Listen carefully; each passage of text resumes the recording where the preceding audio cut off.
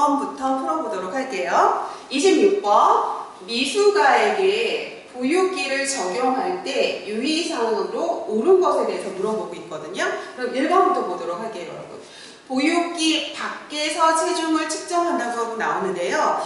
미숙아는 매일매일 체중을 측정은 해줘야 돼요. 그렇지만 보육기 밖에서 측정을 하는 게 아니라 보육기 안에서 측정을 해줘야 되는 게 맞는 답이고요.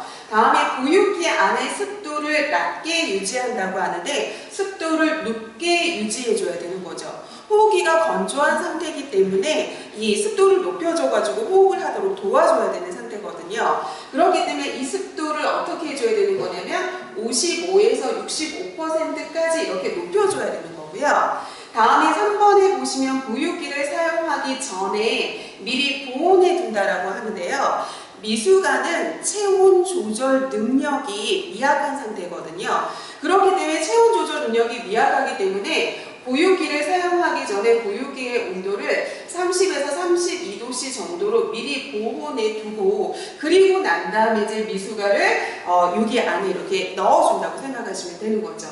다음에 4번에 보시면 주기적으로 보육기 문을 열어서 환기한다고 하는데요. 보육기의 문을 여는 횟수는 최소한으로 이렇게 줄여줘야 돼요. 왜냐하면 자꾸 문을 열면 감염의 우려가 있고요. 그리고 문을 열어서 아기를 만지면 얘네들의 열량 소모가 되거든요. 그렇기 때문에 감염을 방지하고 열량 소모를 최소화하기 위해서는 보육기 문을 여는 횟수를 최소화시켜야 되는 거니까 주기적으로 열어서 환기시킨다고 하는 건 틀리겠죠. 다음에 보기를 취한 경우 체온 감지기를 복부에 부착한다고 하는데 지금 이게 엎드려 누워있는 상태인데 복부에 체온 감지기를 이렇게 해두면 안 되겠죠. 그러니까 여기서 맞는 답은 몇 번이냐면 3번이 맞는 답이라고 생각하시면 되겠습니다.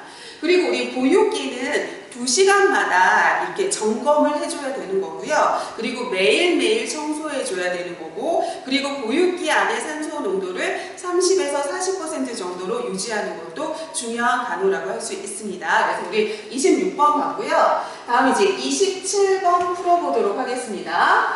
27번에서는 다음에서 설명하는 신생아의 정상적인 반사에 대해서 물어보고 있거든요. 그러면 여기 보시면 아기를 반드시 눕히고 머리를 한쪽으로 돌리면 돌린 쪽의 팔과 다리는 펴고요. 반대쪽은 구부린다고 얘기를 하는데요. 그러니까 이렇다고 생각을 하시면 돼요, 여러분. 아기가 이렇게 누워있을 때, 아기가 이런 식으로 이렇게 누워있을 때, 여기 고개를 갖다가 이쪽으로 이렇게 돌린다고 생각을 해보세요. 이쪽으로 돌린다고 생각을 해보세요.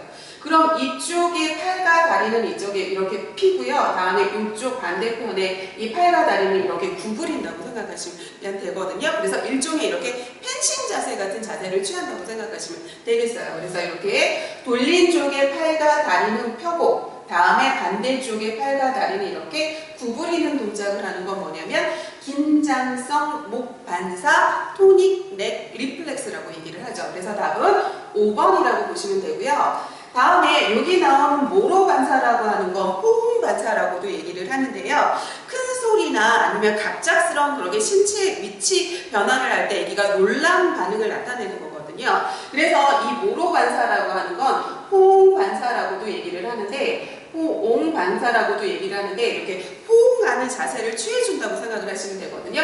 자, 아기가 이렇게 있을 때, 이렇게 있을 때 이렇게 팔은 이런 식으로 되고요. 다음에 다리는 이런 식으로 해가지고 이렇게 붙게 되거든요. 이렇게 마주 보게 되거든요. 그래서 이런 자세가 되는 걸 바로 뭐라고 하는 거냐면 무로 반사라고 얘기를 하는 거고요. 다음에 빨리 반사라고 하는 건 어떤 거를 아기 입술에 이렇게 넣어주면 이렇게 빠는 거를 갖다가 빨리 반사라고 하고요. 움켜쥐기 반사라고 하는 건 손에 이렇게 무언가를 쥐어주면 잡았다가 한참 잡았다가 이렇게 놓는 그런 반사를 움켜쥐기 반사라고 얘기하고요. 다음에 이 바빈스키 반사도 굉장히 중요한 반사인데요. 얘가 왜 중요하냐면 모든 반사 중에서 가장 늦게 소실되는 반사로 반드시 알고 있어야 되는 반사죠. 그래서 이 반사는 10 내지 16개월에 소실되는 모든 반사 중에서 가장 늦게 소실되는 반사가 뭐냐고 물어보면 바빈스키 반사를 찾으셔야 되는 거고요.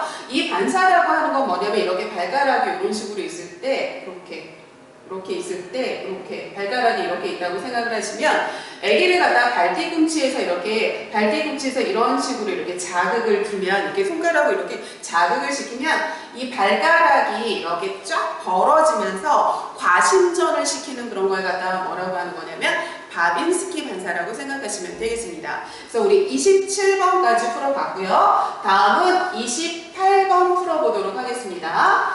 정상 발달 단계상 18개월 된 유아에게 특징적으로 나타나는 현상에 대해서 물어보고 있거든요. 그러면 지금 유아에 대해서 물어보고 있는 거예요, 여러분. 그럼 유아라고 하는 건 만 1 내지 3세를 유아라고 얘기를 하죠. 그럼 이 유아에 나타나는 특징적인 증상으로 뭐가 있냐면 놀이에 대해서 지금 물어보고 있는 거거든요. 그러면 우리 영아의 놀이를 갖다가 무슨 놀이라고 하는 거냐면 단독 놀이라고 얘기를 하고요.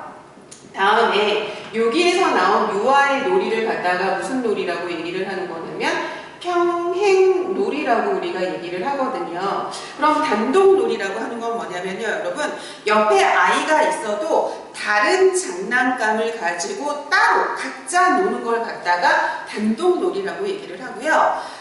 유아의 평행놀이라고 하는 건 평행선이 서로 만나지 않잖아요. 그러니까 옆에 다른 아이들이 있으면 어떻게 하는 거냐면 같은 장난감을 가지고 놀아요. 그래서 이때는 어떻게 하는 거냐면 같은 장난감을 옆에 있는 아이랑 같은 장난감을 가지고는 노는데 같이 노는 게 아니라 따로 노는 거 있잖아요. 따로 노는 걸 갖다가 평행놀이라고 하고요. 이 단독놀이라고 하는 건 뭐냐면 다른 장난감을 가지고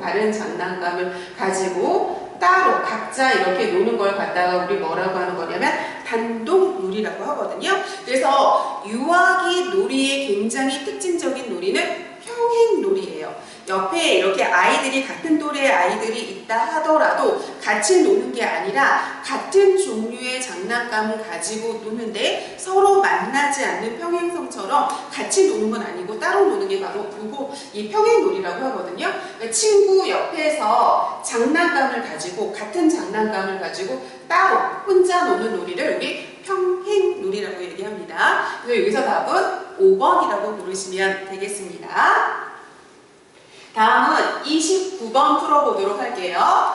영아에게 이유식을 제공할 때의 주의사항으로 옳은 것에 대해서 물어보고 있거든요. 그러면 이유식을 제공할 때 주의사항으로 옳은 것이에요, 여러분.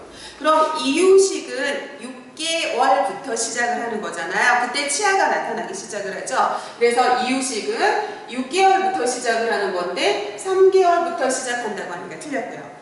다음에 2번에 보시면 우유를 먹이고 난 뒤에 이유식을 먹이면 배불러서 이유식을 먹지 않아요. 그렇기 때문에 이유식을 먼저 먹이고 그 다음에 우유를 먹여야 되는 게 맞는 답이고요. 다음에 3번에 보시면 젖꼭지 구멍이 큰 젖병에 담아서 먹이는 게 아니라 이유식은 반드시 숟가락으로 이렇게 떠먹여야 되는 거고요. 다음에 3개 이상의 재료를 혼합한 이유식으로 시작한다가 아니라 한 가지 재료로 시작해서 차근차근 이렇게 먹이기 시작해야 되는 거거든요. 그래서 얘가 3가지 이상이 아니라 한 가지 재료로 이렇게 차근차근 이렇게 먹여야 되는 거고요. 다음에 5번이 맞는 답인데요, 여러분. 새로운 음식을 추가하고자 할 때는 4 내지 7일 정도의 간격을 두고 그 다음에 추가를 해야 되거든요. 왜냐하면 그 음식이 아기한테 알레르기 반응을 나타내는지 그 알레르기를 갖다가 반응 유무를 파악해야 되기 때문에 4 내지 7일 간격을 두고 새로운 음식을 한 가지 추가시켜야 된다고 생각하시면 되겠습니다. 그래서 여기 답은 5번이고요. 다음에 30번 풀어보도록 할게요. 30번 노인의 신체적인 변화로 옳은 것에 대해서 물어보고 있거든요. 여러분, 노인은 65세 이상을 노인이라고 하죠. 65세 이상을 노인이라고 하고요. 노인이 되면 정상적인 노화 과정이라는 걸 거치죠. 그래서 정상적인 노화 과정이라는 걸 거치게 돼요. 그럼 노화 과정이라고 하는 건 세포가 노화가 되고, 세포가 노화가 되니까 조직이 노화되고, 그러니까 신체 각 조직이나 기관이 노화가 되는 거고요. 그렇기 때문에 각 조직이나 기관의 기능들이 떨어져가지고 어떻게 되는 거냐면 전반적인 기능이 이렇게 감소하게 되는 그런 결과를 나타나게 되는 거거든요. 그러면 이 전반적인 기능이 감소한다는 걸 보고 이제 보도록 할게요, 여러분. 그러면 골밀도가 증가하는 게 아니라 감소하게 되는 거죠, 여러분. 그러면 골밀도라고 하는 게 뭐냐면 이렇게 뼈가 있으면 이렇게 골밀도가 이렇게 촘촘히 이렇게 있는 게 골밀도가 지금 높은 상태고요. 이런 상태에서 이 골밀도가 감소하게 되면 이렇게 숭숭 이렇게 구멍이 뚫리게 되잖아요. 그죠? 이렇게 골밀도가 감소를 하게 되니까 뭐가 되는 거냐면 골다공증이 생기게 되는 거고요. 그죠? 그럼으로 인해서 뭐가 많이 발생을 하게 되는 거냐면 골절이 많이 발생하게 된다고 생각하시면 되죠. 그렇기 때문에 골밀도 증가가 아니라 골밀도 감소가 맞는 답이고요. 다음에 호흡 기능도 전반적으로 감소를 하거든요. 그렇기 때문에 여러분 산소를 들이마시고 이산화탄소를 내뿜어야 되잖아요. 그런데 폐포의 탄력성이 감소를 해요. 그럼 폐포의 탄력성이 감소를 하니까 폐포가 이렇게 탄력성이 있어가지고 잘 들이마시고 안에 있는 걸 내뱉고 이렇게 해야 되는데 탄력성이 감소하면서 폐포가 이렇게 살짝 늘어져 있거든요. 그러니까 살짝 늘어져 있는 상태니까 폐포가 이런 상태에서 이렇게 살짝 이렇게 늘어져 있는 상태라고 생각을 하시면 돼요. 그럼 이렇게 살짝 늘어져 있으면 탄력성이 없기 때문에 여기 안에 있는 이산화탄소를 제대로 내보내지를 못해요. 그러면 이산화탄소를 제대로 내보내지 못하기 때문에 그만큼 산소를 또 들이마시지 못하게 되거든요. 왜냐하면 안에 여기 남아있는 이산화탄소의 양이 많기 때문에 새로운 산소를 들이마실 수 없는 거거든요. 그러면 산소를 들이마시지 못하니까 우리가 호흡량이 감소하게 되고 폐 활량이 증가하게 되는 게 아니라 폐 활량이 감소하게 될 거예요. 폐순환이 감소하게 되는 거거든요. 다음에 심박출량이 증가하는 게 아니라 심박출량이 감소하게 되는데요, 여러분. 심장이 있으면 여기가 우리 뭐냐면 좌심실이라고 얘기를 하잖아요. 그죠? 좌심실이고 여기가 대동맥이고 좌심실이 수축하면서 전신에 무슨 공급을 하는 거냐면 혈액 공급을 하게 되고요. 이 혈액 공급을 하면서 산소 공급하고 그 다음에 영양소 공급을 하게 되고 그래서 이 전신이 이 산소랑 영양소를 받아서 각자의 기능을 하게 되는 거잖아요. 그런데 노화가 되면 심장 근육은 두꺼워지거든요. 그럼 심장 근육이 두꺼워지니까 얘가 제대로 짜내지를 못하게 돼요. 그럼 제대로 짜내는 게 바로 뭐냐면 이걸 이렇게 수축을 해야지만 혈액이 나올 거 아니에요. 그런데 심장 근육이 두꺼워지니까 제대로 짜내지를 못하기 때문에 어떻게 되는 거냐면 심박동수도 감소하게 되고 나오는 혈액량인 심박출량도 감소하게 되는 거죠. 다음에 노화가 되게 되면 기초대사량이 이렇게 감소하게 되는데요. 여성이 폐경기가 되면 기초대사량이 감소를 해서 평상시 먹었던 걸 갖다 절반으로 줄여도 살이 이렇게 빠지는 게 아니라 체중이 감소하게 되는 게 아니라 체중을 그대로 유지하게 되는 거죠. 그래서 기초대사량이 감소하게 되는 거고요. 그런데 4번에 보시면 혈관 저항이 증가한다고 하잖아요. 그럼 이거 맞거든요, 여러분. 왜 맞냐면요, 여러분. 노인이 되게 되면 뭐가 증가를 하게 되는 거냐면 혈압이 증가하게 되는 거거든요. 그래서 고혈압 환자가 많이 발생하는 이유가 바로 이거잖아요. 그런데 혈압이라고 하는 건 혈액의 압력을 혈압이라고 하거든요. 그러면 고혈압이라고 하는 걸 생각을 해보세요, 여러분. 고혈압이라고 하는 건 뭐냐면 혈액의 압력이 센 거거든요, 여러분. 고혈압이라고 하는 건 혈액의 압력이 센 거를 얘기해요.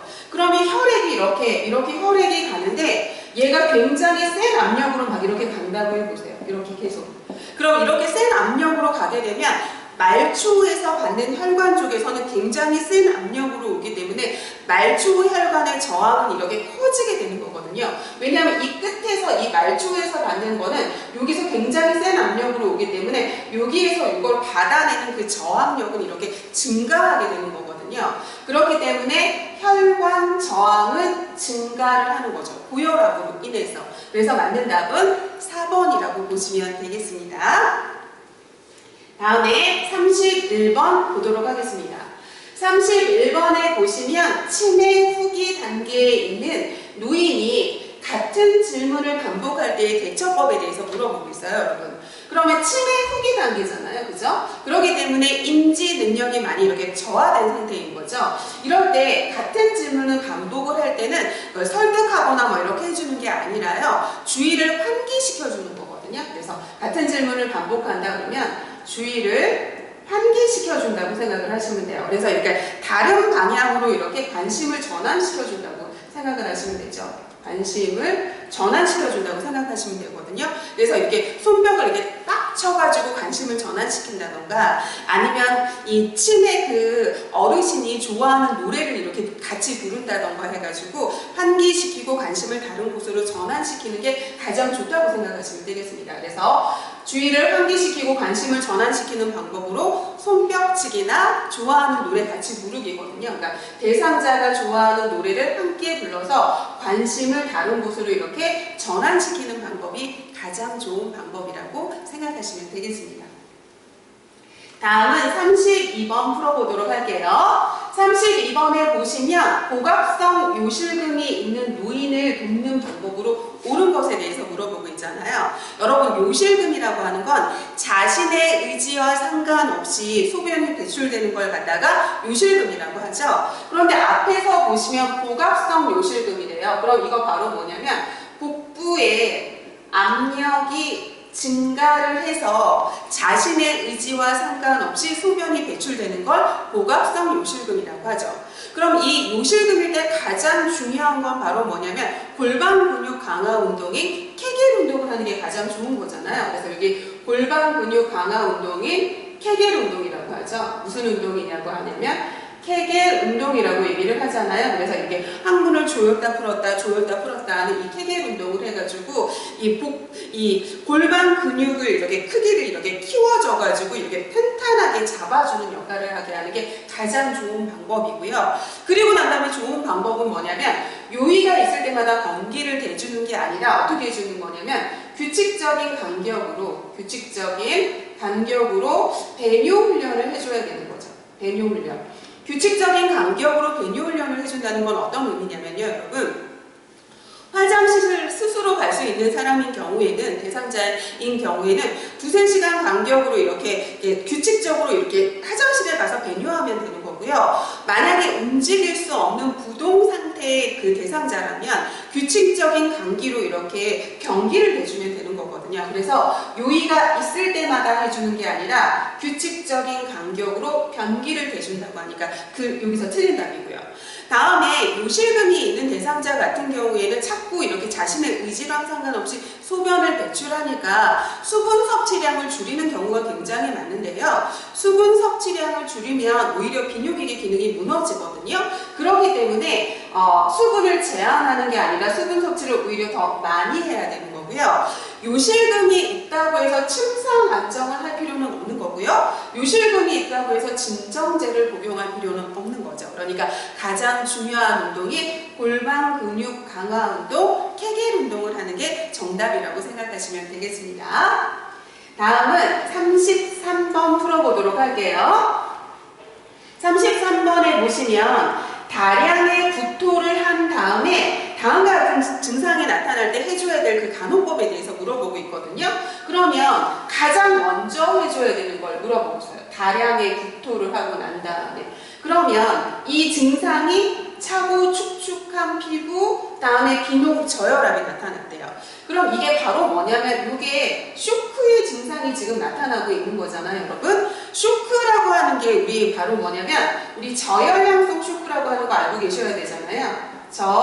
저혈량성 쇼크라고 하는 건 혈액이 부족해서 혈액 공급 공급이 안 되니까 산소 공급이 안 되고 있는 상태를 저혈량성 쇼크라고 하는 거죠. 그럼 이 저혈량성 쇼크에 해당되는 예가 뭐가 있냐면 첫 번째는 출혈이고요. 그죠? 출혈이고요. 두 번째는 바로 뭐냐면 탈수 상황이거든요. 그럼 내 몸에 액체가 지금 없는 탈수 상태인데 이게 지금 설사를 굉장히 많이 한 상황이거나 아니면 지금과 같이 이렇게 구토를 너무 많이 해서 내 몸 안에 있는 체액이 밖으로 나가 버린 거예요. 그럼 내 몸 안에 있는 체액이 밖으로 나가 버렸으니까 내 몸 안에 있는 체액이 없잖아요. 그러니까 무슨 상태냐면 이렇게 탈수 상태고 탈수로 인해서 내 몸의 혈액량은 적은 저혈량성 쇼크로 가게 되는 거고요. 다음에 세 번째는 뭐냐면 화상이거든요, 여러분. 화상이라고 하는 건 뭐냐면 혈장의 손실을 얘기를 해요. 혈장이 손실된 걸 뭐라고 하냐면 화상이라고 얘기를 하거든요.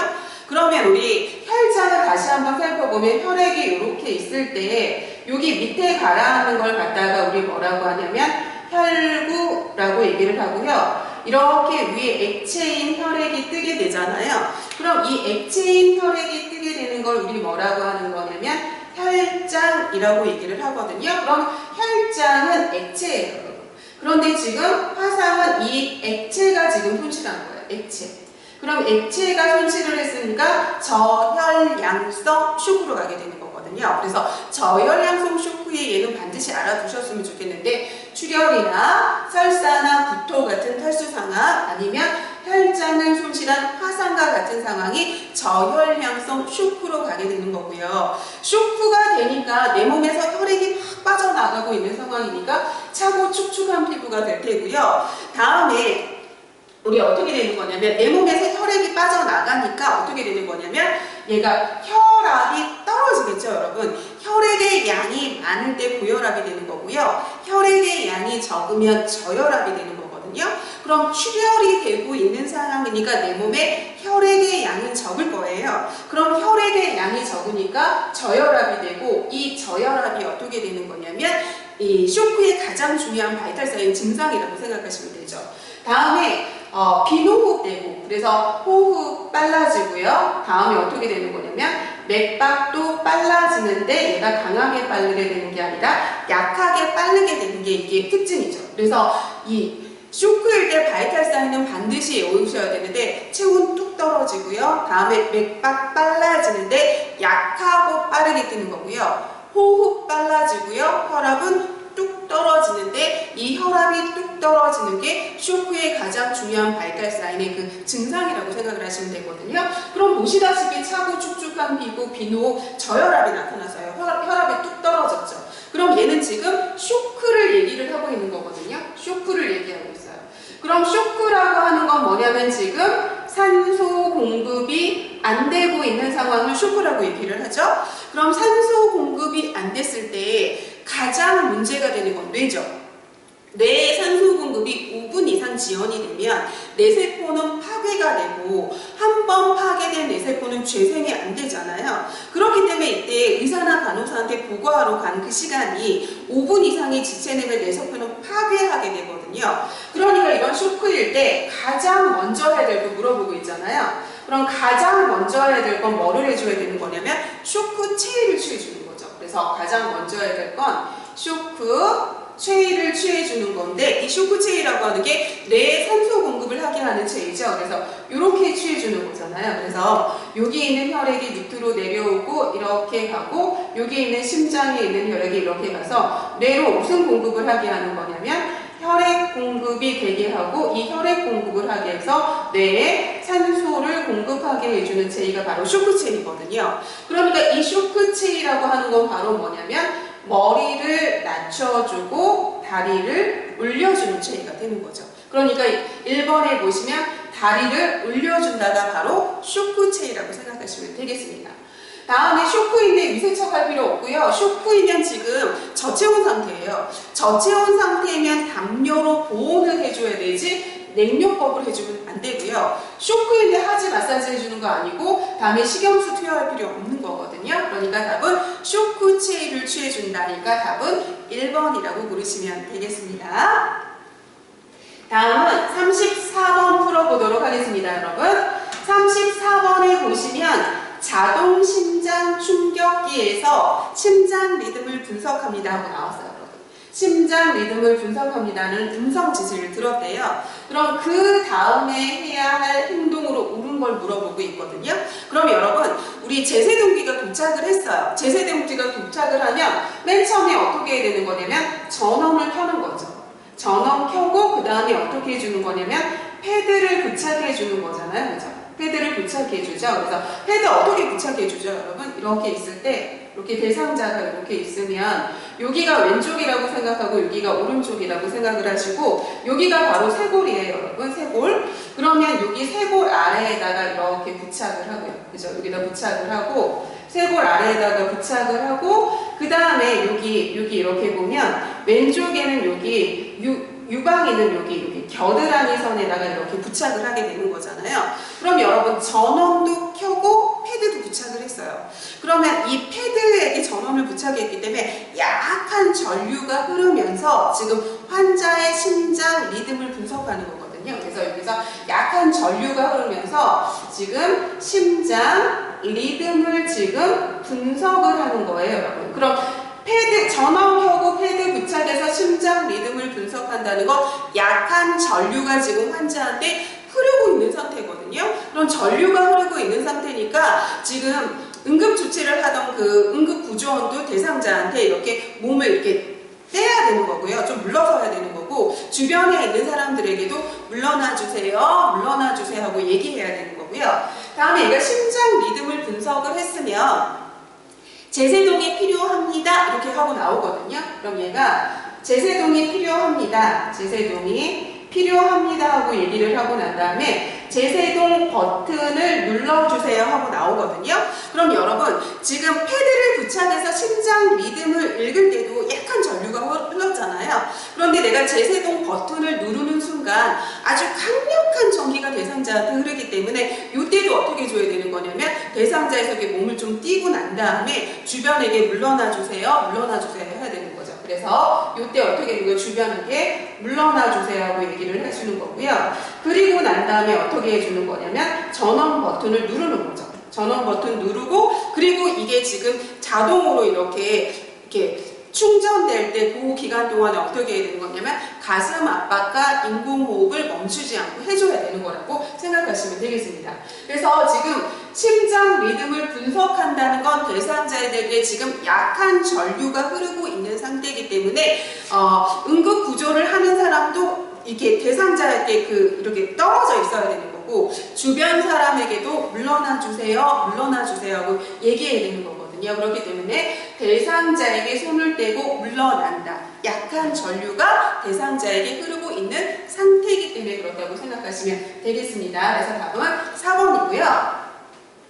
다음에 35번 풀어보도록 하겠습니다. 독사에게 다리를 물렸을 때 응급처치 방법으로 옳은 거에 대해서 물어보고 있거든요. 여러분 독사잖아요, 여러분. 그러면 이 독사일 때 가장 중요한 응급처치는 바로 뭐냐면요, 여러분. 심장에 이 독이 퍼지지 않도록 해야 되는 거잖아요. 그렇기 때문에 가장 중요한 응급처치는 뭐냐면 이 물린 부위 있잖아요. 이 물린 부위를 심장보다 낮춰줘야 되는 거죠. 심장보다 이렇게 낮춰줘가지고 심장으로 독이 퍼지지 않게 해줘야 되는 거고요. 다음에 두 번째는 골절이 아니라도 구목 같은 거를 해줘가지고 이 환부를 고정시켜가지고 움직임을 최소화시켜가지고 독이 퍼지지 않도록 해주는 거거든요. 그래서 구목으로 이렇게 고정을 해서 움직임을 최소화시켜주는 거죠. 이렇게 최소화시켜줘가지고 독이 퍼지지 않도록 하는 거 좋은 거거든요. 그리고 난 다음에 수분 섭취는 금지해야 돼요, 여러분. 왜냐하면 수분을 섭취하면 독이 쉽게 퍼지기 때문에 수분 섭취는 금지해야 되는 거고 환부를 구목으로 고정해서 움직임 최소화하는 거 맞는 거고요. 다음에 이럴 때 독이 퍼지지 않게끔 하기 위해서 지혈대를 묶어주는데 이 지혈대를 어떻게 묶어주는 거냐면 뱀이 물린 부위에 3cm 위에 이렇게 적용을 하는 거거든요. 그래서 하부를 하는 게 아니라 환부의 3cm 위를 폭이 5cm 정도 되는 천으로 감고 손가락 한 개가 들어갈 정도의 여유를 두고 감아주는 뭐냐면 정맥만 차단하는 정맥만 차단하는 이런 지혈대를 갖다가 적용해야 되는 거죠. 그러니까 틀렸고요. 다음에 심장으로 독이 퍼지지 않도록 해야 되는 거니까 심장보다 높게 하는 게 아니라 낮게 해주는 거고요. 다음에 얼음을 사용하지 않는데요, 여러분. 왜냐하면 이 얼음이 이렇게 조직을 괴사시킬 우려가 있거든요. 그렇기 때문에 5번도 아니라고 생각하시면 되고 답은 2번이라고 보시면 되겠습니다. 다음은 36번 풀어보도록 하겠습니다. 보건교육의 일반적인 특성에 대해서 물어보고 있거든요, 여러분. 그러면 일단 보건교육이라고 하는 건 뭐죠, 여러분? 보건교육이라고 하는 건 교육을 통해서 지식을 변화시키고요, 태도를 변화시키고요, 다음에 행동의 변화까지 이끌고자 하는 걸 갖다가 우리 뭐라고 하는 거냐면 보건교육이라고 한다는 걸 일단 알고 계셔야 되는 거죠. 그래서 교육 내용을 선정하고자 할 때는 교육자의 요구가 아니라 학습자의 요구에 맞게 해야 되는 거죠. 그래서 학습자, 교육자의 요구가 아니라 학습자의 요구에 따라 선정해야 되니까 1번 틀렸고요. 다음에 보건교육을 실시할 수 있는 장소는 한정되어 있지는 않죠, 여러분. 그래서 어떤 그런 목적을 두고 어떤 목적하에 어떤 방법을 적용하는 보건교육인가에 따라서 장소는 굉장히 다양할 수 있는 거고요. 다음에 교육 내용은 어려운 것도 가르치면 안 되잖아요. 그렇기 때문에 쉬운 것에서 이렇게 차츰 어려운 것으로 가야 되는 거고요. 다음에 교육 내용은 구체적인 거에서 이렇게 추상적인 거로 가야 되는 거잖아요. 왜냐하면 쉬운 것에서 시작해서 어려운 것으로 가야 되는 거니까 그렇다고 생각하시면 되고요. 다음에 보건교육은 지역사회에서 포괄적이고 중요한 업무라고 하는데요, 여러분. 보건이라고 하는 건 여러분 보세요. 보건이라고 하는 건 대상이 누구죠, 여러분? 대상이 지금 지역사회 주민 전체한테 해주는 거잖아요. 지역사회 주민 전체한테 해주는 거고요. 뭐로 해주는 거냐면 나라 세금으로 해주는 거잖아요. 그렇기 때문에 얘가 몇 차 예방 중심이냐면 1차 예방 중심이란 말이에요. 그죠? 그런데 우리 1차 예방이라고 하는 건 뭐라고 하는 거냐면 질병을 예방하고 다음에 건강을 유지하고 다음에 건강을 증진시키는 걸 갖다가 보건이라고 하죠. 지역사회 주민 전체에게 나라 세금으로 질병을 예방하고 건강을 유지하고 건강을 증진하기 이런 걸 보건이라고 하거든요, 여러분. 그렇기 때문에 나라 세금으로 지역사회 주민 전체한테 해주기 때문에 어떻게 해줘야 되는 거냐면 포괄적인 사업이고요. 가장 중요한 업무라고 생각을 하시면 되거든요. 왜냐하면 이 많은 사람에게 지역사회 주민 전체의 질병을 예방하고 건강을 유지하고 건강을 증진시킬 수 있는 가장 포괄적인 방법은 뭐밖에 없는 거냐면 교육을 통한 방법밖에 없거든요. 왜냐하면 다른 검사를 해주거나 아니면 재활을 시킨다던가 치료를 해주거나 그러면 돈이 너무 많이 들어요. 세금 낭비가 되잖아요. 그렇기 때문에 지역사회 주민 전체에게 이런 거를 해주기 위해서는 교육만큼 중요한 게 없고 교육만큼 포괄적인 게 없거든요. 그렇기 때문에 보건교육은 지역사회에서 가장 포괄적이고 중요한 업무이다가 맞고요. 보건교육 하나만으로도 질병의 40%까지 예방할 수 있다고 얘기를 하는 거죠. 그래서 답은 4번이라고 고르시면 되겠습니다. 다음은 37번 풀어보도록 할게요. 보건교육 시 교육자와 대상자들 간의 관계를 형성하고 대상자의 학습 동기를 높여줘야 되는 단계에 대해서 물어보고 있거든요. 여러분, 우리 교육은 뭐냐면 맨 처음엔 도입의 단계가 있고요. 그 다음에 전개의 단계가 있고 마지막으로 뭐냐면 종결의 단계가 있다고 생각을 하시면 돼요. 그래서 이 도입을 전체 시간을 100이라고 생각을 하시면 이 도입을 하는데 한 15 내지 20% 정도 사용한다고 생각하시면 되고요. 다음에 종결도 15 내지 20% 사용한다고 생각을 하시면 되고 본격적인 내용을 전해주는 이 전개가 60에서 70%의 시간을 사용한다고 생각하시면 되거든요. 그러면 처음에 하는 이 도입의 단계에서는 어떻게 해야 되는 거냐면 인사하고 소개하고 그다음에 간단하게 관계 형성하고 난 다음에 오늘 뭘 배울지를 이렇게 간단하게 소개하고 학습 목표 같은 거 이렇게 소개하는 그런 거죠. 그래서 이렇게 대상자의 학습 동기를 높여줘서 이 수업을 듣고 싶어 싶어 하는 그런 욕구를 불러일으키도록 해야 되는 거잖아요. 그렇기 때문에 인사를 통해서 교육자와 대상자 간의 관계를 형성하고, 그리고 오늘 배울 걸 어떤 걸 배울 거고 이 배우는 거를 통해서 어떤 거를 얻고자 한다는 걸 간단히 소개를 해서 대상자의 학습 동기를 높여줘야 되는 단계가 바로 이 도입의 단계고요. 학습 동기가 높아지게 하고 난 다음에 본격적으로 보건교육해주는 단계가 전개 단계고요. 다음에 종결 단계는 인사하고 마무리해주고 평가해주고 중요한 내용이 있으면 이렇게 요약 정리해주고 아니면 질문 같은 거 이렇게 받게 되는 단계가 바로 종결의 단계라고 보시면 되겠습니다. 그래서 답은 1번이라고 보시면 되고요. 다음에 38번 풀어보도록 할게요. 38번에 보시면 다음과 같은 평가의 유형에 대해서 물어보고 있거든요. 평가의 유형에 대해서 물어보고 있어요.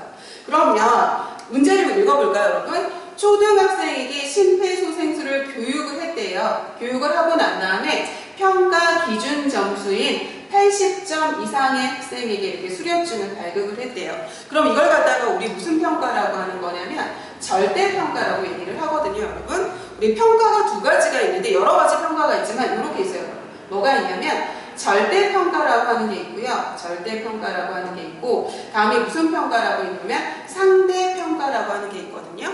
그러면 우리 절대평가를 뭐라고 하냐면요. 여러분 얘를 갖다가 목표지향평가라고 해요. 목표지향평가라고 하고 얘는 뭐냐면 기준지향평가라고 하는데 얘는 바로 뭐냐면 상대적인 위치를 갖다가 중요시하는 거거든요. 그래서 절대평가라고 하는 건 뭐냐면 미리 도달할 목표를 설정해놔요. 그래서 얘는 미리 도달할 이렇게 목표를 갖다가 미리 설정해놔요.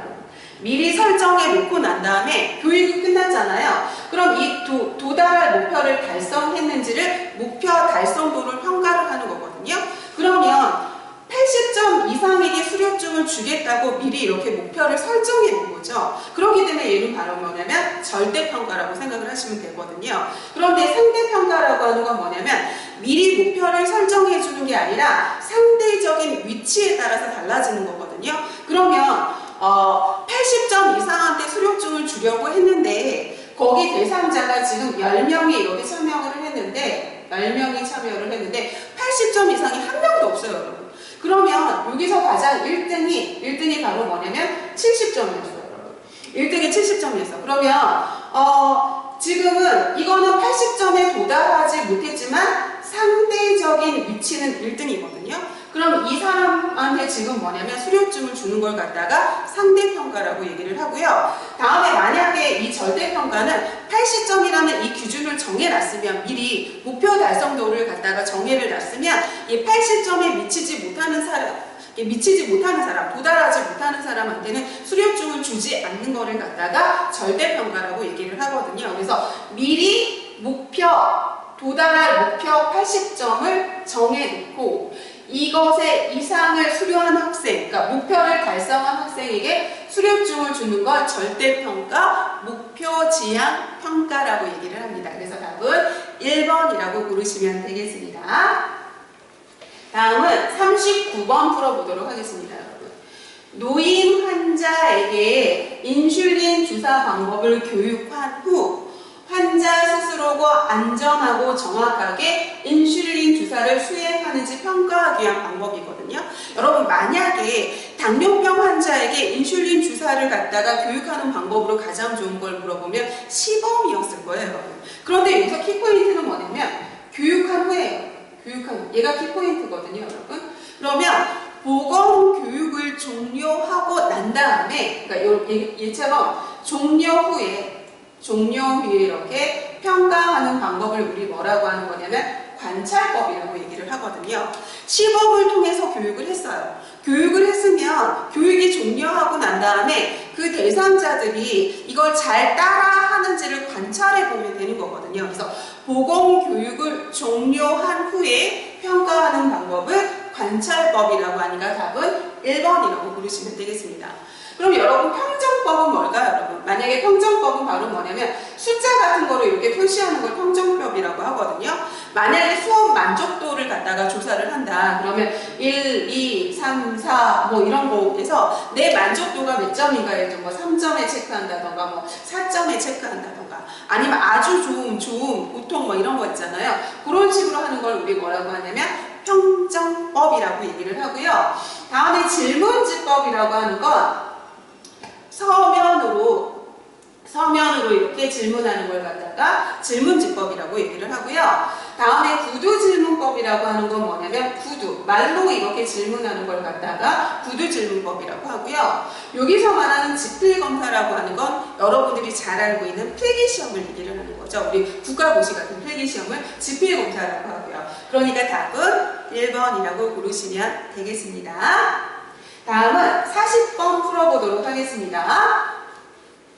40번에 보시면 지방보건행정조직에 대한 보건복지부의 업무에 대한 걸로 물어보고 있어요, 여러분. 그럼 일단 보건조직도를 한번 볼까요, 여러분? 그래서 가장 위가 보건복지부가 있고요. 그 다음에 뭐가 있냐면 시도가 있고요. 그 다음에 시군구가 있고요. 그 다음에 뭐가 있냐면 면이 있고요. 그 다음에 뭐가 있냐면 리나, 섬이나 도서, 벽지가 이렇게 있는 거죠. 그죠? 그래서 여기 우리 보건복지부를 갖다가 뭐라고 하는 거냐면 중앙보건행정기구라고 하죠. 보건행정기구라고 얘기를 하고요. 다음에 여기 있잖아요. 시도에서 여기서부터 여기까지를 우리 뭐라고 하는 거냐면 지방보건행정기구라고 얘기를 하는 거죠. 그리고 우리 구마다 뭐가 있는 거냐면 보건소가 있는 거고, 그죠? 구마다 보건소가 있는 거고, 읍면에 뭐가 있는 거냐면 보건지소가 있는 거고요. 리나섬의 도서복지에 뭐가 있는 거냐면 보건진료소가 이렇게 있는 거잖아요. 그런데 여기서 물어보는 건 뭐냐면 중앙보건행정기구인 보건복지부의 기능에 대해서 물어보고 있거든요. 그럼 보건복지부의 기능에서 가장 중요한 기능은 바로 뭐냐면 중요 정책을 결정해줘요. 중요 정책을 결정해주고요. 다음에 우리 기술지도 있잖아요. 이렇게 기술 지도를 하거나 아니면 이거에 대한 자문의 역할을 하는 게 가장 중요한 역할이라고 생각을 하시면 되거든요. 그래서 중요 정책 결정해주고 기술을 지도해주고 자문해주는 역할이 보건복지부의 가장 중요한 기능이라고 생각하시면 되겠습니다. 그래서 보건에 대한 기술을 지도 감독한다가 맞는 답이니까 3번이라고 부르시면 되겠습니다. 다음은 41번 풀어보도록 하겠습니다, 여러분. 41번에 보시면 다음에서 설명하는 보건의료시설에 대해서 물어보고 있거든요, 여러분. 그리고 여기서 어떻게 했냐면 여러분, 보건의료 취약지역이래요, 여러분. 취약지역. 그럼 아까 취약지역이 리나, 섬이나 도서, 벽지 이런 데가 바로 보건의료 취약지역이잖아요. 그럼 리나, 섬이나 도서, 벽지에 이런 서비스를 접근성을 제고하기 위해서 병원이 없잖아요. 이런 곳은. 그렇기 때문에 나라에서 세운 게 바로 뭐냐면 아까 여기에 뭐를 세운다 그랬냐면 보건진료소를 갖다가 설치를 하죠. 그래서 구마다 보건소를 둔다고 아까 얘기를 했고요. 읍면에 보건지소 둔다 그랬고, 그 다음에 리나, 섬이나 도서벽지 같은 이런 의료 취약지역, 보건의료 취약지역에는 보건진료소를 두는 거죠. 그래서 의사가 파견되는 게 아니라 그 직무교육을 다 맡은 이렇게 간호사가 이렇게 파견되는 거죠. 보건진료원이라는 명칭이었는데 지금은 보건진료전담 공무원으로 이렇게 바뀌었잖아요. 그래서 보건진료소고, 이게 파급되게 된 게 뭐냐면 우리 1980년도에 농어촌 특별조치법, 농어촌 보건의료인을 농어촌 보건의료를 위한 특별조치법 해가지고 이게 1980년대에 이렇게 법이 지어지면서 이렇게 제정이 되면서 보건진료소를 설치를 하고, 이 보건진료소에 보건진료원이 일하게 되는 거죠.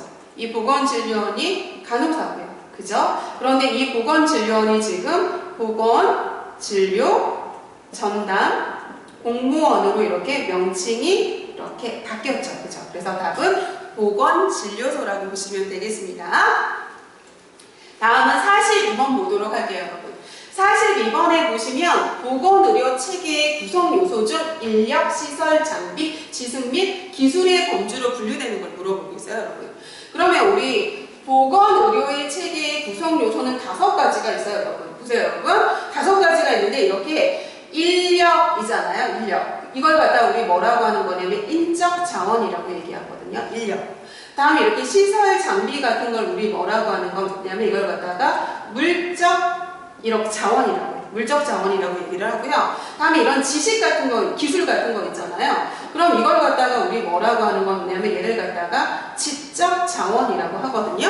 그럼 이렇게 인력 같은 인적 자원이나 시설이나 장비 같은 물적 자원이나 지식이나 기술 같은 이런 지적 자원을 개발해야 되는 거거든요. 그래서 이런 자원들을 이렇게 개발을 하는 게 가장 먼저예요. 이렇게 자원을 개발을 하고요. 이런 자원을 개발했으면 이 자원이 환자나 지역사회 주민에게 이렇게 전달될 수 있도록 이 자원을 조직화시켜야 되는 거거든요. 그래서 두 번째는 이 자원을 조직화시키는 거고요. 그리고 난 다음에 어떻게 해줘야 되는 거냐면 경제적인 지원을 해줘야 되는 거예요. 그래서 세 번째는 경제적인 지원해주고요. 다음에 관리해주고 그리고 난 다음에 우리 보건의료 서비스를 제공해준다고 생각을 하시면 되거든요. 그래서 이게 보건의료 체계 구성 요소의 5가지 요인이에요, 여러분. 여러 가지 자원을 개발해주고 개발된 자원이 환자나 지역사회 주민에게 잘 전달될 수 있도록 조직화시켜주고 조직화시켜줬으면 경제적인 지원해주고 관리해주고 적절한 보건의료 서비스를 제공해주는 거예요. 그런데 여기서는 이런 인적 자원이나 물적 자원이나 직접 자원에 대해서 얘기하고 있으니까 답은 바로 뭐냐면 자원의 개발이라고 생각하시면 되겠습니다. 그래서 답은 3번이라고 보시면 됩니다. 다음에 43번 풀어보도록 할게요, 여러분. 우리나라 노인 장기 요양보험제도의 서비스 대상에 대해서 물어보고 있거든요, 여러분. 그러면 우리 노인 장기 요양보험제도 굉장히 중요하잖아요. 그러면 이 대상을 한 가지로만 생각하시면 안 되고 몇 가지 범주를 나셔야 되거든요. 그럼 첫 번째 범주는 바로 뭐냐면 65세 이상이어야 되는 거죠. 그죠? 그런데 65세 이상이 아니라 하더라도 65세 미만이라 하더라도 65세 이렇게 미만이라 이렇게 하더라도 노인성 질병을 알고 있으면 되죠. 노인성 질병을 알고 있으면 되는데 치매나 파킨슨 질환 같은 이런 노인성 질병을 알고 있으면 되고요. 이것만으로는 안 되죠, 여러분. 65세 이상이거나 65세 미만의 노인성 질병을 앓고 있거나 두 번째는 뭐냐면 일상생활을 혼자 유지하지 못해야 돼요. 일상생활을 혼자 유지하기 이렇게 힘들어야 되죠. 이렇게 힘들어야 되는 거고요. 다음 이제 세 번째는 뭐냐면 이 일상생활을 혼자 유지하기 힘든 게 단기간이면 안 되고요. 6개월 이상의 이렇게 장기 요양이 이렇게 필요한 이런 대상자에게 이 세 가지 조건을 다 충족시키는 대상자가 바로 뭐냐면 노인 장기 요양보험의 대상자라고 생각하시면 됩니다. 65세 이상이거나 65세 이하라 하더라도 미만이라 하더라도 노인성 질병을 앓고 있거나 이 첫 번째 조건만 충족하면 안 되고요. 이 첫 번째 조건 더하기 일상생활을 혼자 유지할 수 없어야 되고요. 이 두 가지 조건에다가 6개월 이상의 장기 요양이 필요한 대상자거든요. 그럼 뭘까요, 여러분? 그러면 6개월 이상의 일상수행이 어려운 건 맞는데 지금 뭐냐면 60세니까 65세 이하잖아요. 65세 이상이어야 되잖아요. 우리 65세 이하라고 하면 결핵이 아니라 노인성 질병을 앓고 있어야 되잖아요. 그러니까 아니고요. 다음에 파킨슨병 노인성 질병이죠, 여러분. 노인성 질병을 앓고 있어요. 그죠? 그러면 첫 번째 됐어요. 6개월 이상의 그러니까 이것도 지금 해결됐어요. 다음에 일상생활 수행 능력이 어렵대요. 해결됐죠. 그럼 세 가지 다 해결되고 나이는 안 돼도 되는 게 우리 65세 미만이라 하더라도 노인성 질병을 앓고 있으면 되잖아요. 그러니까 답은 2번이라고 고르시면 되는 거죠. 다음에 6개월 이상의 일상수행이 어려운 건 맞는데 40세예요. 그러면 65세 이하라고 하면 당뇨가 아니라 노인성 질병을 앓고 있어야 되거든요. 그러니까 아니죠. 다음에 6개월 이상의 일상수행이 어려운 30세잖아요. 그러면 65세 이하여면 어떻게 해야 되는 거냐면 시각장애가 아니라 노인성 질병을 앓고 있어야 되는 거고요. 여기도 역시 지금 20세라고 하면 뭐냐면 노인성 질병을 앓고 있어야 되는데 조현병이라고 하니까 틀렸죠. 그래서 답은 1번이라고 고르시면 되겠습니다. 다음에 44번 풀어보도록 하겠습니다. 여러분 44번에 진료비 지불 제도 중에서 사후 보상 결정 방식의 장점이라고 얘기하고 있거든요, 여러분. 우리 진료비를 이렇게 보상하는 방법은 여기 두 가지예요, 여러분. 사후에 보상하는 방법도 있고 사전에 보상하는 방법도 이렇게 있거든요, 여러분. 그런데 거의가 다 사전 보상이고요, 여러분. 사후 보상 결정 방식은 딱 하나밖에 없어요, 여러분. 하나밖에 없는데 이걸 갖다가 우리나라가 선택하고 있는 행위별 수까지죠. 행위별 수까지. 우리나라가 선택하고 있는 행위별 수까지예요. 이 행위별 수까지라고 하는 게 뭐냐면 보세요, 여러분. 의료 서비스 행위를 했어요. 의료 서비스 행위를 했어요. 행위를 했으면 얘가 곱하기 단위당 가격이 붙는 거거든요, 여러분. 보세요, 여러분. 서비스 행위를 내가 했어요. 의료 서비스를 행위를 했는데 내가 한 행위만큼 가격이 곱해져요, 여러분. 그러면 의사의 입장에서 보면 행위를 많이 할수록 돈이 더 많이 오는 거잖아요. 그렇기 때문에 자기 행위를 더 많이 하겠죠. 그렇기 때문에 이게 가장 큰 단점이 뭐냐면 과잉 진료를 하게 되고요. 과잉 진료를 하게 되면 행위당 그 가격이 곱해지는 거니까 뭐가 높아질 수밖에 없는 거냐면 의료비가 높아질 수밖에 없는 단점이 이게 가장 큰 단점이라고 할 수 있는 거죠. 그래서 행정관리가 편하는 게 아니라 여러분 행위를 하고 난 다음에 곱하기 가격이기 때문에 이게 행위에 대한 적절한 가격이 됐는지 어떻게 심사해야 되거든요. 그래서 우리 건강보험 심사평가원이 있잖아요. 그렇기 때문에 행정관리가 불편하죠. 일일이 다 이렇게 심사해야 되는 거니까. 과잉 진료를 예방할 수 있는 게 아니라 오히려 과잉 진료를 많이 하게 되고요.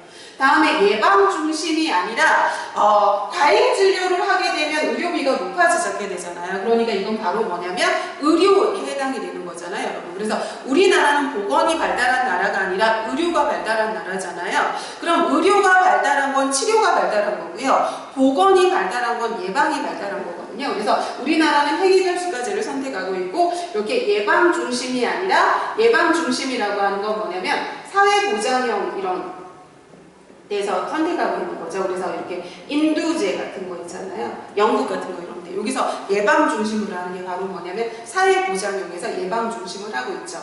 다음에 의료진의 재량권이 확대되어 의료의 질이 높아질 수밖에 없죠, 여러분. 왜냐하면 지금 의료 서비스 행위당 단위당 가격이 높아지기 때문에 내가 진료를 하면 의료비가 이렇게 많이 나한테 오잖아요. 그렇게 되면 어떻게 하는 거냐면 환자의 선택을 받아야 되거든요, 여러분. 환자의 선택을 받아야지 나의 그렇게 소득이 이렇게 높아지는 거잖아요. 그렇기 때문에 의사가 질을 높이기 위해서 굉장히 노력을 하거든요. 그래서 병원의 질이라던가 본인의 그런 그 기술이나 지식적인 질도 높이려고 노력을 하게 되는데 그게 가장 큰 장점이고요. 그리고 난 다음에 환자의 선택권이 있죠, 여러분. 그래서 병원도 선택할 수 있고 누구도 선택할 수 있냐면 의사의 선택권도 있는 거잖아요. 그래서 의료진의 이런 재량권이 확대돼서 의료의 질이 높아지는 거죠. 왜냐하면 내가 행위를 많이 할 수 있잖아요. 행위를 많이 하면 가격이 올라가고 내 의료비가 높아질 수 있잖아요. 그러면 이 의료비가 높아지게 그런 걸 하게 되려면 충분한 서비스를 제공해야 되는 거니까 의료의 질은 높아지는데 의료비는 높아지게 되는 거죠. 그래서 의료진의 재량권이 확대돼서 의료의 질이 높아지는 거죠. 내 행위만큼 가격을 받을 수 있는 거니까 의사의 재량권은 높아진다고 생각하시면 되죠. 여러분 월급제라고 하는 건 이미 가격이 정해져 있기 때문에 의사의 재량권이 있거나 그렇지는 않잖아요. 그러니까 답은 4번이라고 보시면 되겠습니다. 다음에 45번 풀어보도록 하겠습니다. 45번에 보시면 우리나라 건강보험제도의 특성에 대해서 물어보고 있어요, 여러분. 그러면 우리나라 국민건강보험은 굉장히 중요하고 잘 알고 계셔야 되잖아요, 여러분.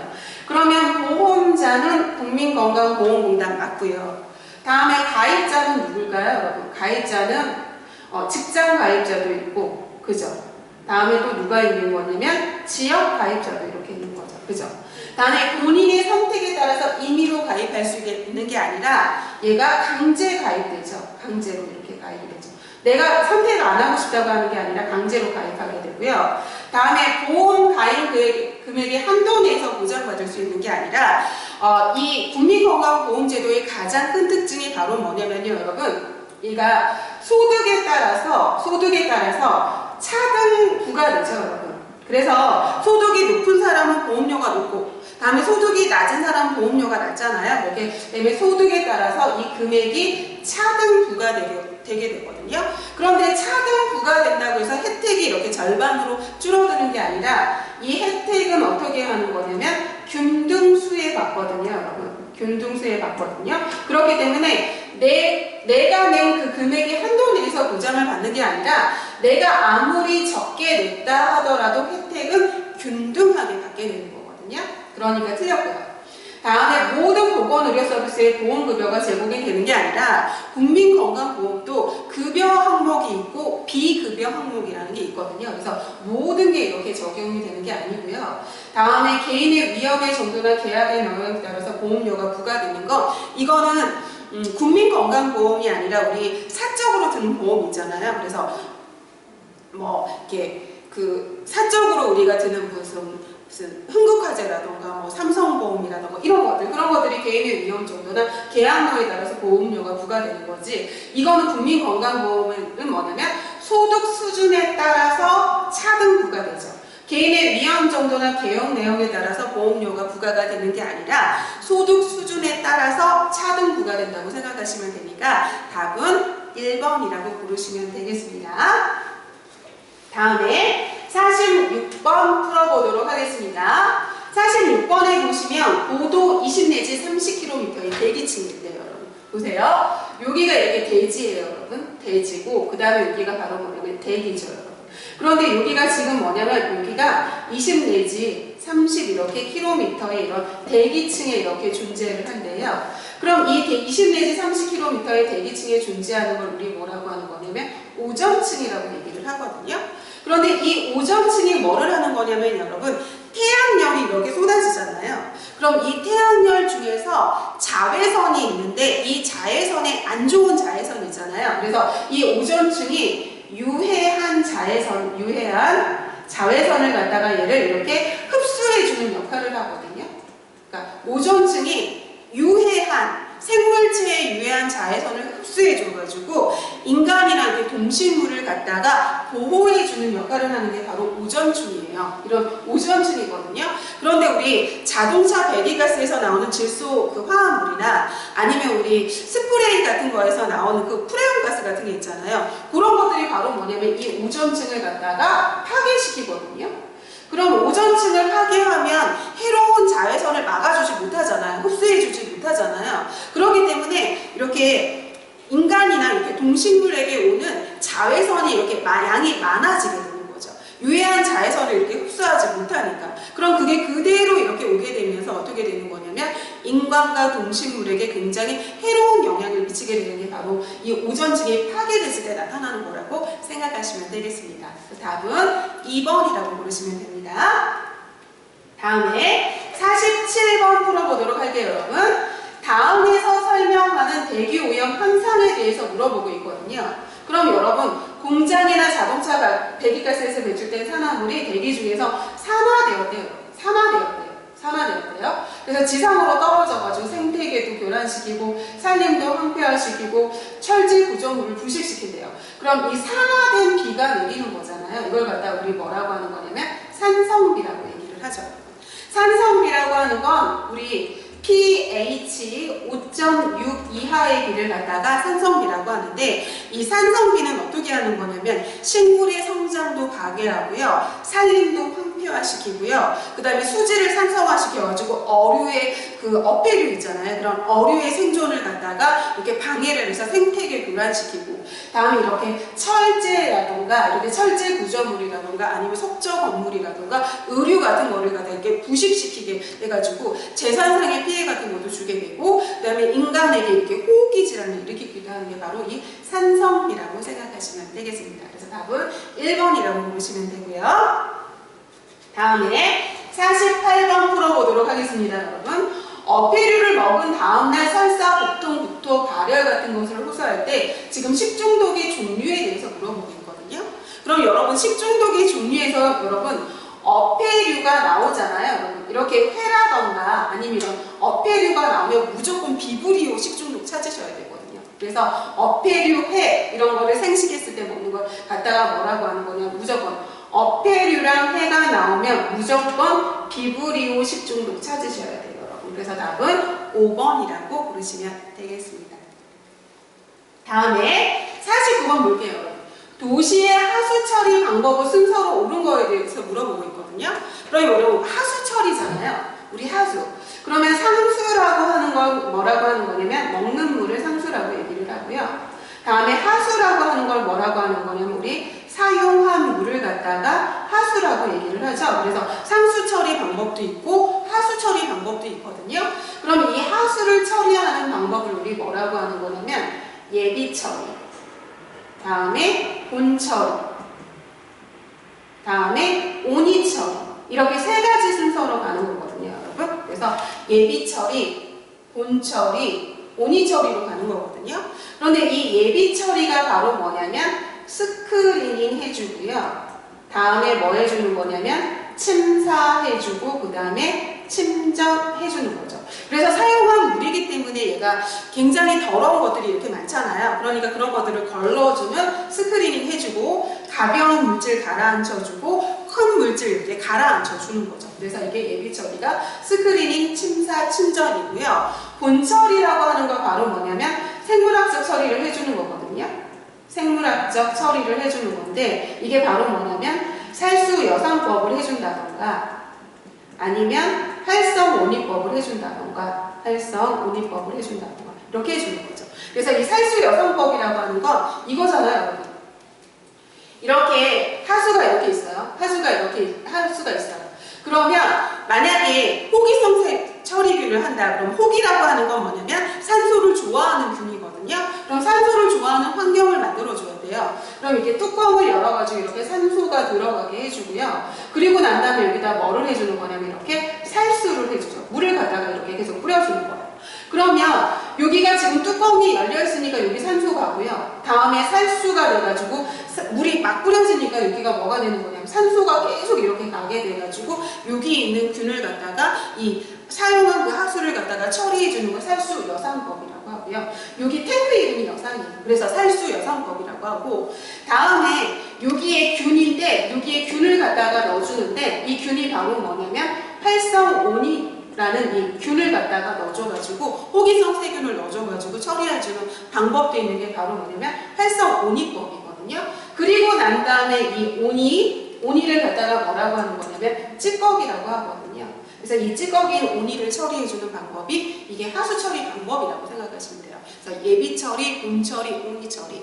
예비 처리는 더러운 거 스크리닝 해주고 가벼운 거 가라앉혀주고 무거운 거 가라앉혀주고 본 처리는 생물학적 처리를 해가지고 물을 뿌려주는 거. 이게 살수여상법이라던가 아니면 우리 그 호기성 세균을 갖다가 이용해서 처리해주는 건데 활성온이법이라던가 그리고 난 다음에 찌꺼기를 처리해주는 온이 처리의 방법으로 간다고 생각하시면 되거든요. 그러니까 스크리닝, 침사, 침전 이게 바로 무슨 처리냐면 예비 처리죠. 다음에 이 활성온이법이 바로 뭐냐면 본 처리거든요. 그래서 스크리닝, 침사, 침전, 활성온이법 그러니까 답은 1번이라고 고르시면 되겠습니다. 다음에 50번을 풀어보도록 하겠는데요. 여러분 50번에 보시면 산업 피로에 대한 설명으로 옳은 거에 대해서 물어보고 있어요. 그러면 산업 피로라고 하는 건 여러분 이게 키포인트라고 생각을 하시면 돼요. 피로. 그러면 산업 피로라고 하는 건 뭐냐면 지금 노동의 과부하가 걸린 거예요. 노동의 과부하 상태예요. 너무 일을 많이 해서 과부하 상태예요. 그래서 이 노동의 과부하 상태에 따라서 이렇게 뭐가 난 거냐면 피로한 상태인 거죠. 이 산업 피로의 증상은 여러 가지로 나타날 수 있는데 신체적인 증상도 나타나고 있고 정신적인 증상도 나타날 수 있고 여러 가지 증상이 나타날 수 있는데 우리 피곤하게 되면 며칠 휴식을 취하면 정상 회복되잖아요. 그렇기 때문에 이 산업 피로 증상이 나타나면 여기 휴식을 취하잖아요. 그럼 얘가 정상 회복이 돼요. 이렇게 정상 회복이 가능하거든요. 이걸 갖다가 우리 뭐라고 하는 거냐면 정상으로 변할 수 있다. 그래서 이걸 갖다가 가역적인 변화에 해당된다고 생각하시면 되거든요. 정상 회복이 안 되는 건 비가역적이고요. 정상 회복이 되는 건 가역적인 거거든요. 그래서 이건 피로이기 때문에 휴식을 취해주면 정상 회복이 가능한 걸 산업피로라고 하거든요. 그러면 정상 회복이 가능한 가역적인 변화지 비가역적이라고 하는 건 정상 회복이 안 된다는 거거든요. 그래서 여기 B자가 붙었으니까 틀렸고요. 다음에 정신적, 육체적 노동의 과부하랑 관련이 없다가 아니라 지금 노동의 과부하 때문에 나타난 거예요. 다음에 재해 발생 건수와 산업 피로가 반비례한다가 아니라 산업적으로 이렇게 피로하게 되면 재해가 많이 발생할 수밖에 없죠. 다음에 작업 시간이 지나치게 많으면 당연히 산업 피로가 발생할 수밖에 없죠. 다음에 적절한 휴식과 충분한 영양 섭취로 이렇게 예방할 수 있는 거죠. 그래서 적절한 휴식이나 이걸 취하면 정상 회복이 가능한 가역적인 변화에 해당되는 게 바로 뭐냐면 산업 피로라고 생각하시면 되겠습니다. 여러분 이번 시간에는 50번까지 풀어보고요. 다음 시간에 우리 마저 이어서 풀어보도록 하겠습니다. 수고하셨습니다.